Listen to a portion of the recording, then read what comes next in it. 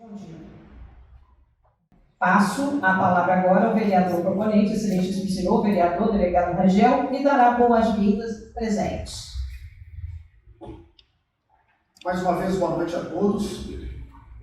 Eu queria, atendendo aqui até um anseio da população, eu costumo dizer sempre que a Câmara Municipal, ela precisa ser a caixa de ressonância da sociedade, e existem alguns temas aqui que têm trazido uma certa inquietude à nossa comunidade. Repito, o assunto de segurança pública ele é muito amplo. Então, claro, outros temas que porventura não sejam debatidos aqui, a gente vai ter outras oportunidades para colocar em questão. E é interessante porque nós temos aqui vários atores, né? São vários segmentos, a Polícia Civil, a Polícia Militar, a Polícia Penal, o Ministério Público, a Defensoria Pública, a OAB, representantes de vários segmentos da sociedade. Isso é muito bom, isso dá ainda mais crédito, né, para esse encontro. Eu tenho certeza que os resultados aqui vão ser muito positivos. Vamos lavrar uma ata, tudo que foi debatido aqui, a reunião é gravada, essa ata vai ter um link depois, para que outras autoridades que tiveram oportunidade de comparecer possam acompanhar e também atender um pouco dos nossos apelos, dos nossos reclamos aqui. Um assunto que é importante, e eu tenho para mim, que é uma espécie de caminho sem volta para uma cidade do porte de Muriaé, que tem aproximadamente 110 mil habitantes, é que conseguimos discutir aqui para verificar a viabilidade, é um espaço para discussão, a viabilidade de criação da Guarda Civil Municipal. Nós temos alguns números que depois eu posso apresentar, eu já estou entrando aqui no primeiro tema, eu vou lançar os 4 temas, depois a gente abre espaço no debate, e me permita aqui até a quebra do protocolo, para poder falar desses 4, a gente vai passar um pouco desses 10 minutos iniciais, tá? Peço aqui as minhas excusas. Mas a Guarda Municipal ela é uma realidade. Nós vivemos num país de dimensões continentais. O Brasil tem mais de 50 municípios. E pelo menos um quarto dos municípios brasileiros já contam com as suas guardas.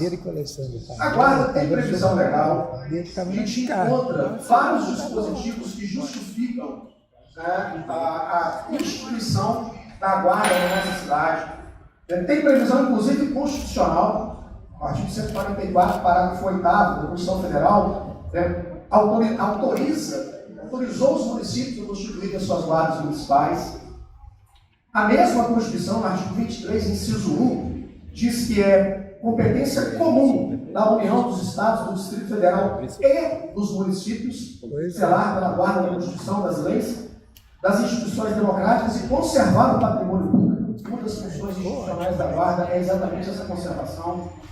Nós temos uma lei que já não é tão recente assim, uma lei federal, que é a Lei 13.022/14, que dispôs sobre o Estatuto Geral das Guardas Municipais. E é interessante porque nós temos no Brasil muito pouco falado, né, em série de saúde, a gente ouve muito falar, meu amigo Léo, do Sistema Único de Saúde, mas pouca gente já ouviu falar em série de segurança pública que nós temos no Brasil, né, o SUSP, o Sistema Único de Segurança Pública.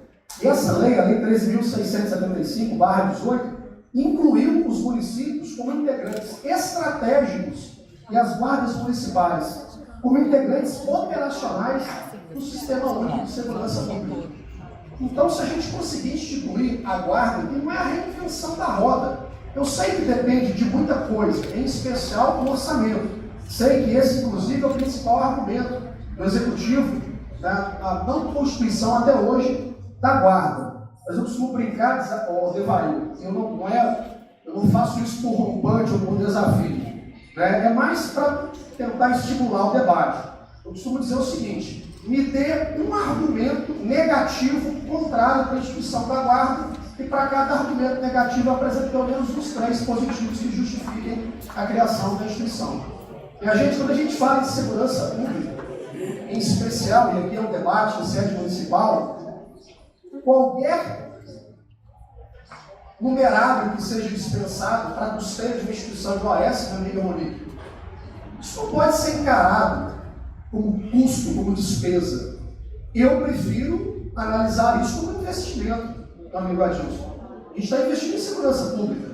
E a gente vai traçar aqui outras pautas e a gente vai perceber que nunca a gente precisou tanto em Muriaé de que todo o sistema de segurança pública estivesse coeso e fortalecido, por problemas outros que a gente vai falar aqui na audiência também.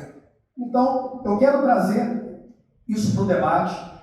Muita gente, às vezes com uma certa resistência, a doutora Jaqueline fala, mas a guarda, ela pode usurpar a função de outras instituições de segurança pública. Usurpação de função pública é crime. Cada instituição tem a sua função institucional muito bem estabelecida na sua lei orgânica, na sua lei criadora. E a guarda tem a sua função. Né? Claro, ela tem uma competência geral, mas tem competências específicas. Né? Competência geral, proteção de bens, serviços, logradouros públicos e instalações do município.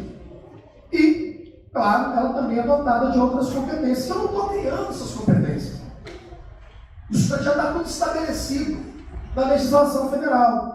Então, ela pode, especificamente, colaborar de forma integrada com os outros órgãos de segurança, exercer competências de trânsito que lhe forem conferidas, nas vias e logradouros municipais, proteger o patrimônio ecológico, histórico, cultural, arquitetônico, ambiental do município, inclusive adotando medidas educativas e preventivas, doutor Christian, e desenvolver ações de prevenção primária à violência, isoladamente ou em conjunto com outros órgãos de segurança. Então, esse debate é importante porque, ainda que tivéssemos pleno orçamento, dinheiro sobrando do executivo, não conseguiríamos instalar a guarda de um dia para o outro. Então, depende de deliberação, da apresentação de um projeto. A guarda sendo aprovada através desse projeto, há que se alterar inclusive a lei orgânica do município, fazer constar na LOA, na lei orçamentária anual, a dotação suficiente para a instituição da guarda.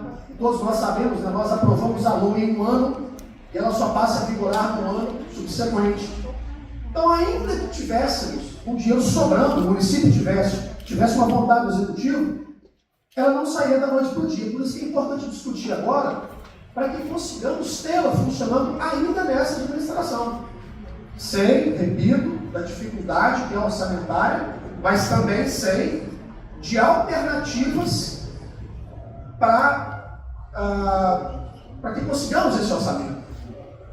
Eu, por exemplo, não que eu seja refratário, doutor Christian, à terceirização da área azul ou de serviços de cobrança de estacionamento por um ente particular. Mas eu entendo perfeitamente possível que a própria municipalidade faça essa gestão. E uma fração desse numerário seja aplicado, vai ser uma fração que todo mês estaria disponível para a custeio da guarda. Então, eu estou me alongando um pouco nesse tema, que talvez sejam os temas cardeais aqui do nosso encontro. E claro, poderia ficar 2, 3 horas só em cima desse tema, mas eu estou lançando aqui, apresentando o tema, que a gente tem recurso. Eu confesso que eu não sei exatamente qual que é o percentual, meu amigo Mário. Talvez Vossa Excelência, que teve um contato muito estreito com o Pedro Branco, ou quando for, que é muito pouco tempo diretor, né, do departamento, eu não sei qual que é o repasse. E o ente privado, eu sei, ganhou licitação, está legalmente constituída para poder cobrar a área azul, mas eu não sei qual que é o repasse da prefeitura. Eu me lembro que em administrações passadas, eu particularmente, doutora Jaqueline, eu achava esse repasse muito discrepante. Tinha empresa aqui no passado que auferia, recolhia com a cobrança de área azul, de tudo que recolhia, 87% ia para a empresa e somente 13% ia para o município. Não tem um número, me parece que é algo que gravita em torno de 30% de repasse para o município hoje. Se Vossa Excelência tiver esse número, depois me informe melhor. Em que particularmente estou achando que é muito pouco. Então, por que não? Está aí uma sugestão. Meu amigo Reginaldo, outro dia, deu uma ideia brilhante, eu não tinha pensado nisso. Né? Desde o ano passado que nós temos, Reinaldo, direito agora à emenda impositiva. 1% do orçamento do Executivo vai para a Câmara, para que a gente possa direcionar, né, para instituições, trabalhos sociais que a gente acha relevante, devolver para o Executivo e tal. Está no percentual de 1%. Se nós nos organizarmos, a gente pode levar esse percentual até 2%. E esse 1%, né, a mais, direcionado todo à instituição da Guarda. O orçamento do Executivo, e eu sei que, né, nós temos uma série de atenções que têm que ser dadas aqui ao município, mas a segurança pública, meu amigo Léo, sempre foi excluída. A LOA, é até difícil a gente ler a lei orçamentária anual. Quando o projeto vem para cá, ele tem mais de 500 páginas normalmente, com letra de bula, de remédio. Mas para quem tem a preocupação de verificar ali o que foi para a segurança pública, é muito pouco ou quase nada. A gente tem que amadurecer essa ideia. É um trabalho de convencimento, porque nós temos um orçamento interessante. O orçamento, amigo Reginaldo, tenho certeza que Vossa Excelência pode mudar esse grupo mais, com a precisão um pouco maior. O orçamento do município para 2025 ultrapassou a casa de R$1 bilhão, procede? 1 bilhão, ponto alguma coisa. E hoje, para custear uma guarda, com um pouco mais de 30 homens em um bar, que é a guarda que eu acompanhei de perto, junto com o comandante, né, que foi o responsável, é algo em torno de 2,5 milhões, não chega a 3 milhões, o custeio anual da guarda para todos esses homens. 2 milhões perto de 1 bilhão, não penso que seja um custo desnecessário. Vejo isso como um investimento que a nossa sociedade só ganha. Claro, na medida que quem se propuser a trazer esse assunto à baila, algumas das autoridades aqui, né, eu me proponho também aqui a entrar no debate, mas fica esse primeiro ponto, e eu peço o apoio de vocês, porque manifestando aqui em plenário com os colegas, ele disse, percebo que há uma unanimidade. E muita gente fala assim, então por que você, delegado Rangel, ou qualquer colega seu, não apresenta o projeto? É uma questão de ordem lógica, competência legislativa. Eu tenho a ideia, tenho a intenção, tenho a vontade, mas eu tenho um óbice legal. Por quê? Eu sou de um outro poder, eu sou do poder legislativo. Quem é dono do cofre do município é o prefeito, ele é poder executivo. Eu não posso aqui querer fazer caridade com o chapéu alheio, né? A gente consegue deliberar sobre o orçamento da Câmara, interna corporis. Como é que eu vou dizer que o prefeito tem que gastar, ou como ele deve gastar, e como que ele deve gastar? A lei orgânica, clara, no artigo 77, define lá, é de competência privativa do chefe do executivo, ou seja, do prefeito, legislar sobre, e deve, inclusive, instalar o orçamento. Se eu estou criando cargo, eu vou ter que mexer em outra lei importante, que é a lei de plano de cargos e salários. Vou ter que mexer no orçamento. E lá na frente eu vou ter que mexer na lei orgânica. O vereador pode fazer isso sozinho? Não. Então, só para encerrar essa pauta, os outros são bem mais simples, bem mais rápidos, né? Até para estimular, né, a interlocução com o executivo, eu fiz o projeto, presidente. Eu fiz o projeto. E modéstia à parte, um projeto interessante. Quase 30 páginas. E eu apresentei o projeto para o prefeito para que ele possa analisar com o seu jurídico. Né? A gente possa discutir aqui possibilidades de captação de receita. Tem parlamentares que auxiliam demais o nosso município. Eu dou até como exemplo de uma colega de trabalho, da deputada federal, delegada Ione. Em pouco tempo de legislatura, já fez aporte de mais de 10 milhões para a Mulheré, e ela é uma entusiasta da segurança pública, para uma questão de ordem lógica, ela é delegada de polícia, e tem uma identidade para a nossa cidade. Então, assim, recurso, penso que a gente tem, e eu quero contar com esse apoio, né, da nossa comunidade. Os outros assuntos eu só vou citar, porque depois, à medida que as autoridades forem se propondo a falar, a gente vai debatendo. É importante, e escutamos aqui também, foi até uma sugestão, uma orientação da doutora Jaqueline, quando eu conversava com ela, é do incremento do olho vivo na cidade. Muitos problemas aqui da nossa cidade poderiam ser amenizados inclusive no plano investigativo, até solucionados, se a gente tivesse um olho vivo que atendesse a nossa cidade. Hoje a realidade é pouquíssimas câmeras com má qualidade, e eu tenho aqui colegas do setor de inteligência hoje, com outros colegas delegados, e se a gente fizer uma enquete aqui do percentual de crimes que a gente consegue apurar com o indiciamento do criminoso, só com base do olho vivo, eu não vou dizer que é zero, mas é muito perto disso. Então o olho vivo hoje está tendo no máximo, doutora Jaqueline, um caráter intimidatório, e muito pouco, porque o canalha, o bandido, o ladrão também já não está muito preocupado com isso. Então precisamos desse incremento. Então onde é que o município pode ajudar? Pode ajudar exatamente com o orçamento que está ajudando. A gente precisa que continue ajudando, né? Claro que esse tópico do olho vivo ele pode ser muito bem linkado com o outro ponto, que é o número excessivo de furtos na nossa cidade, em especial a comércio do centro. Tem representantes do CDL, daqui a pouco não tem espaço de fala, comerciantes aqui de alguns pontos, exemplo da nossa Canedo. Então, de repente, esse melhor aparelhamento do olho vivo, esse incremento, estaria evitando delitos dessa natureza.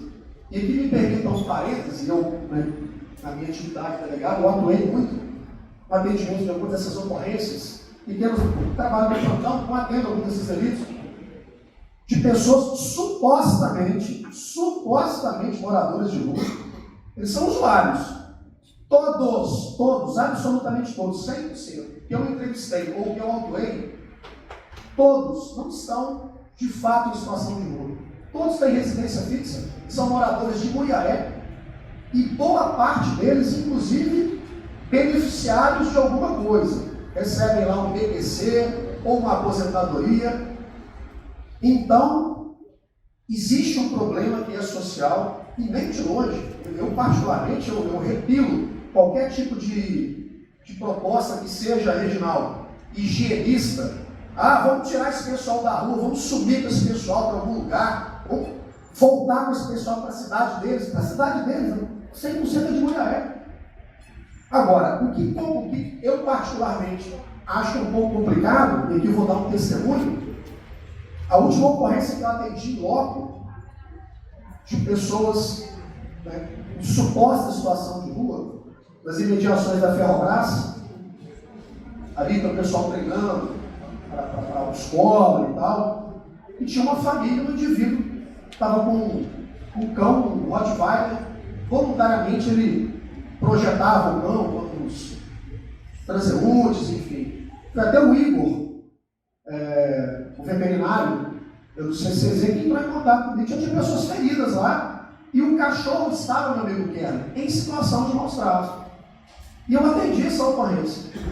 E eu cheguei, no meu turno de trabalho, cheguei com viatura, e já cheguei sendo hostilizado por boa parte desses indivíduos. Xingado, inclusive, um deles mais exaltado, recebeu uma voz de prisão por desacato e foi colocado no habitáculo próprio lá da viatura até a gente encerrar a ocorrência. Acionei todos os atores que eu achei importantes, a exemplo da Secretaria Municipal de Desenvolvimento Social, para que tivesse ali a escuta daquelas pessoas, a Secretaria, criada há muito pouco tempo de Direitos Humanos. Qual não foi a surpresa, o recriminado fui eu.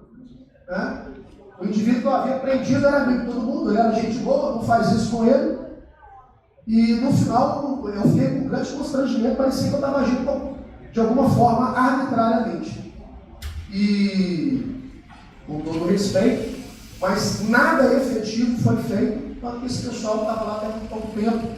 Então isso é um esforço de muita gente. O pessoal bota muito na conta da polícia militar ou da polícia civil, nas investigações, mas o problema ele é muito mais social.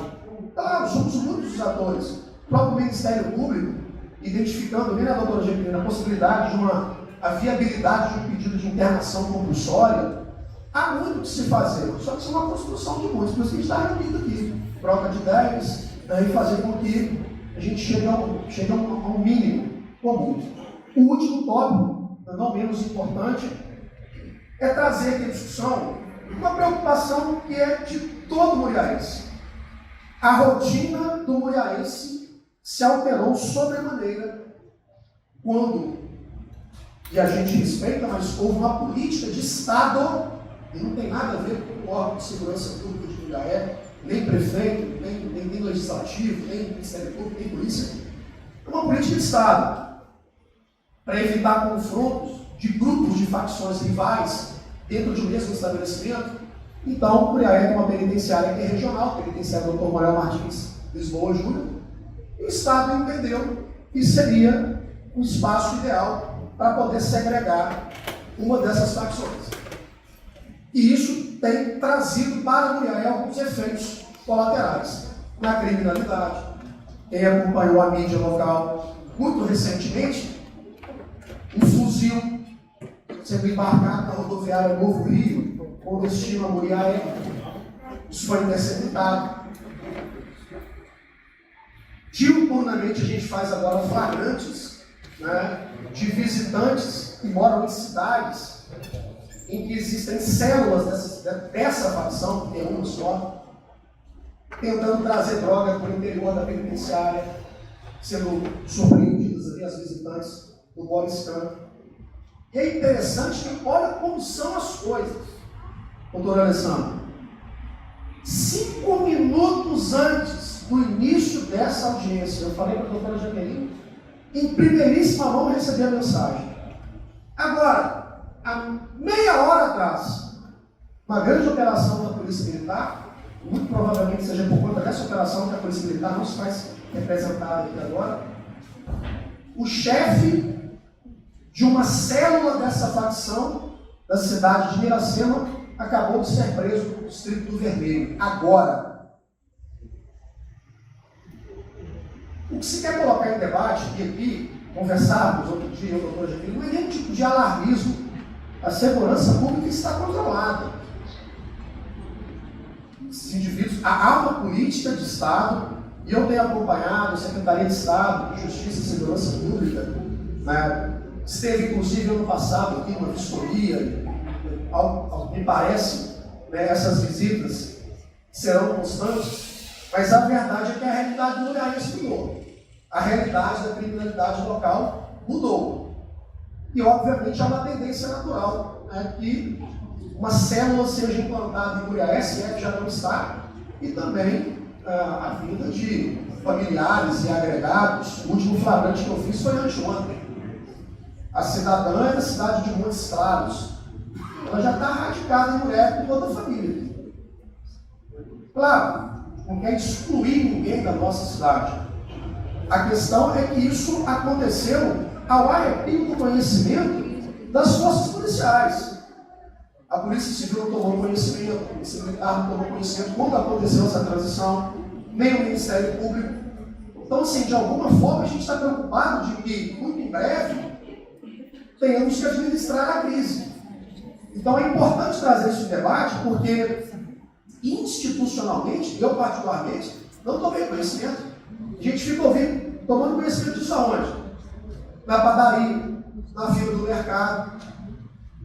Sim, se era uma preocupação do Estado não criar um alarme, eu tenho certeza que o Estado tinha essa preocupação e está fazendo uma ótima gestão, né, do estabelecimento regional. O fato é que a sociedade tomou conhecimento disso com recursos próprios e o negócio graçou. E por mais que ninguém aqui quisesse criar um alarde, a sociedade ainda está preocupada. Nós temos inúmeras operações do setor de inteligência da Polícia Civil, prendendo responsáveis, não só peixes pequenos, né, dessa facção da nossa cidade e região. Então isso é algo que a gente precisa saber assim, né, como o Muriaé precisa se aparelhar melhor. E aqui trago mais uma vez para o debate, eu encerro a participação, discurso aqui que eu me alonguei um pouco. Acho que nós podemos fazer alguma coisa enquanto representantes do Legislativo.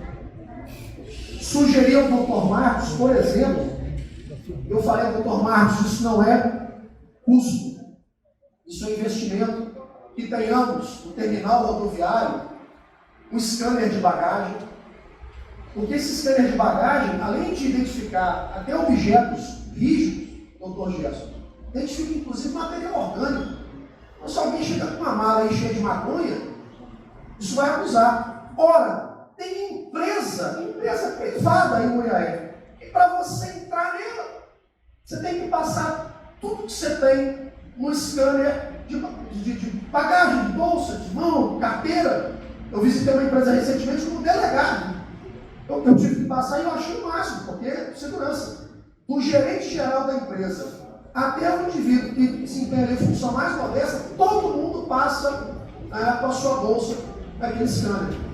Se isso acontece na rodoviária, porque não se luta. Droga, arma, mulher, não chega por via aérea, chega por via terrestre. Boa parte pela rodoviária.